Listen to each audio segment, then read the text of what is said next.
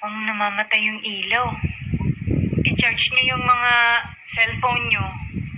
Puntahan ko muna kapatid mo. Hindi po. Oh, anong ginagawa mo dito sa kwarto ng daddy mo? Hinahanap ko lang po yung baril ni Papa. Uy, Wendy, hindi laruan ang baril ha? Delikado yun. Hindi ko naman po paglalaruan. Ang lakas ng ulan, no? Baka mamaya mag-brown out. Kinalaman ng baril sa ulan, Wendy. Para safe po tayo. Emergency lang. Di mo pwedeng paglaruan yung baril, delikado yun. Halika na. Ilak mo na yung pinto ng daddy mo. Ikaw, baril-baril ka dyan. Baka kung anong mangyari sa'yo dyan, ha? Hindi. Lumabas ka na. Ilak mo na tong kwarto Okay ng po. daddy mo. Dito lang kayo sa taas.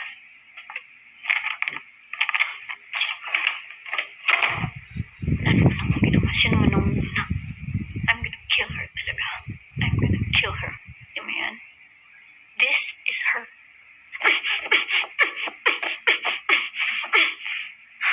I'm so mad. I'm shaking.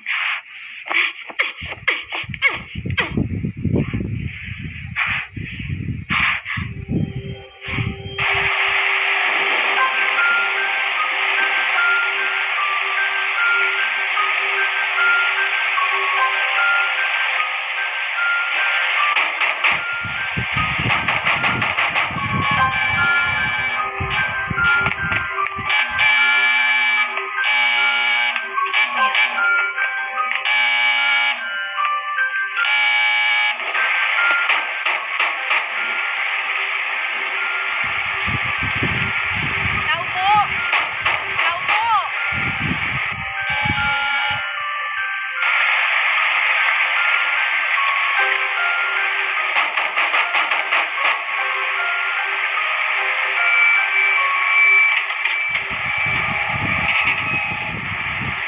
Please, baka pwede mo kami tulungan. Naku ate, pasensya na po kayo. Hindi ko po kayo matutulungan. Please, parang awa mo na. Ano ba kami yung kumakain? Hindi pa kami sanggol. Sa iba na lang po! Sa iba na lang! Parang awa mo na, miss. Kukusukan niyo naman po kami. Pasensya na po kayo. Wala ako may tutulong sa inyo. Sa iba na lang. Sa iba na lang.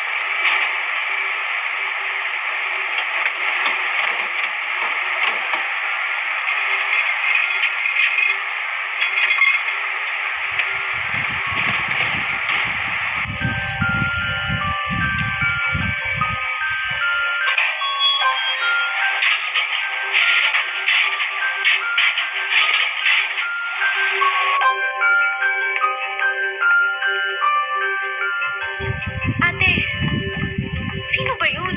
Ewan ko. Sabi, makikikain lang. Ewan ko. Sige na, matulog na kayo dun. Sige na.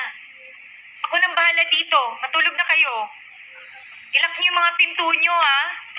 Sige na, umakyat na kayong dalawa doon.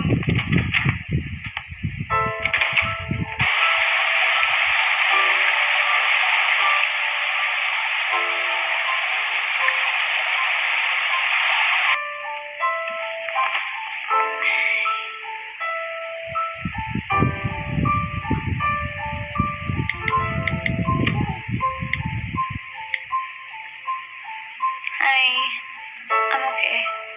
How are you? Well, it's raining hard here. Same here. I wish you were here.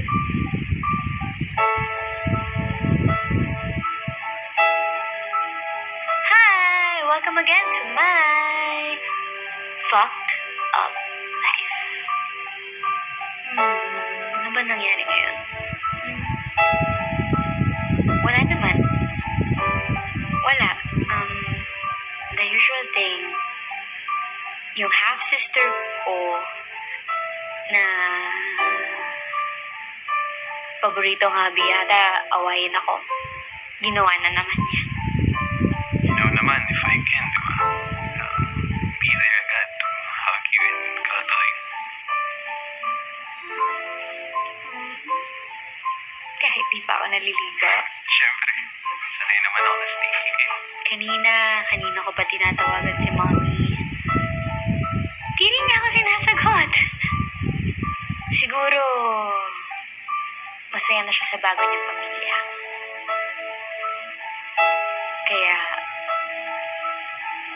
iniwan na lang niya ako dito kay Papa. Kasama yung ibang sister ko. Gogs, lagi akong fresh, no? I'm just kidding. I miss you already. Miss you too. I really wish you were here. I will naman eh. Every day. If I had the chance. Buti na lang, dyan si Ate Dory, naalagaan niya ako. Pinagluluto niya ako. May nag-aalala para sa akin kasi Okay lang bang pumunta ako dyan? Baka kasi magalit dad mo eh.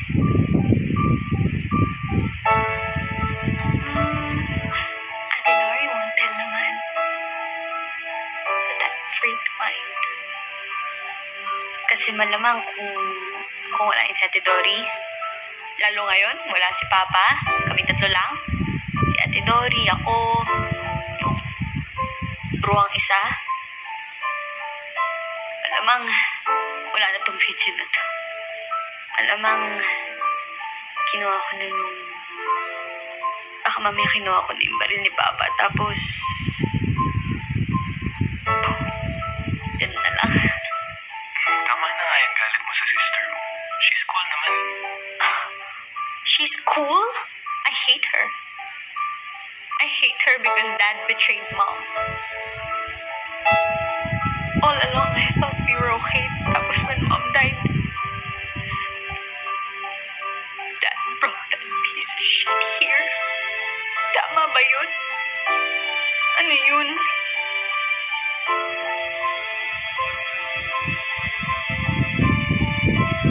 Ang galing ko kasi.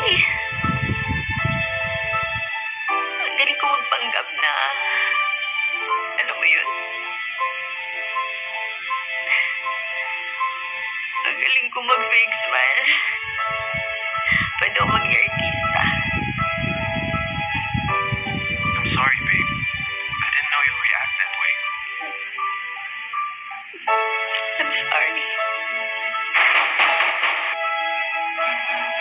Wait lang.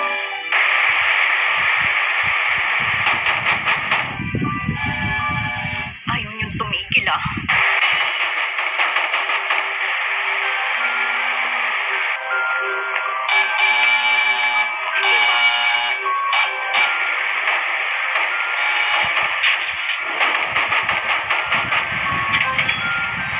Ano ho yun?